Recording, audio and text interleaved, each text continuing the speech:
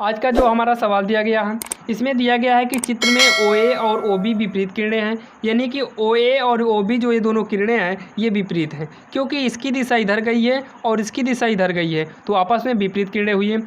अब उसके बाद कह रहा है यदि y = 57 डिग्री, यानी कि y बराबर 57 अंश हो तो x का मान ज्ञात करना है।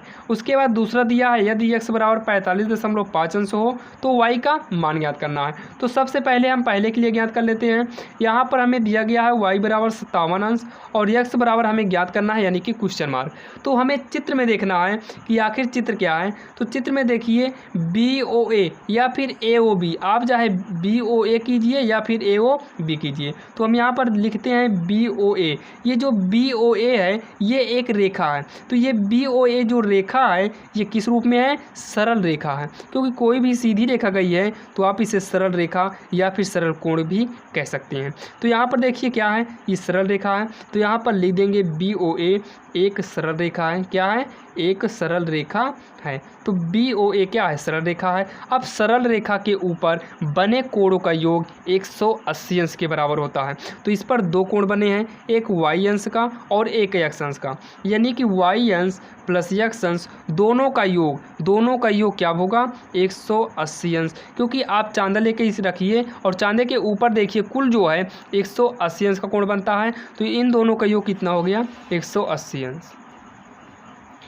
अब यहाँ पर ध्यान से देखिए, जबकि हमें y बराबर 57 अंश दिया है तो y बराबर 57 अंश बराबर x इक्वल में 180।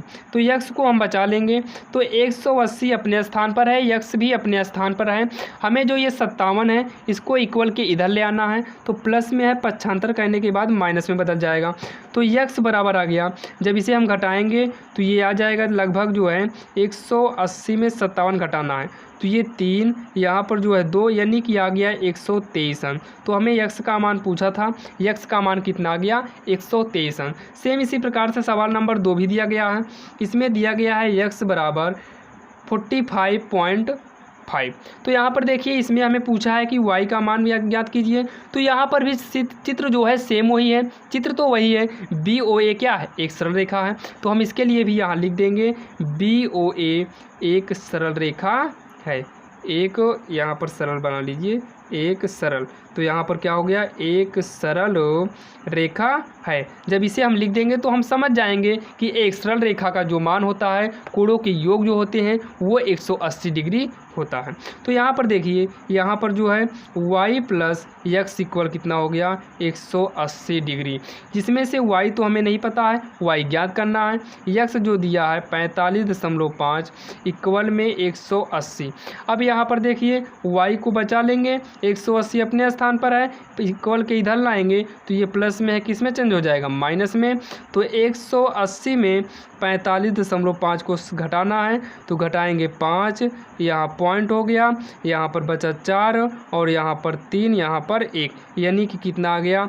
134.5 डिग्री आ गया y का मान, और यही जो है आपका आंसर हो जाएगा।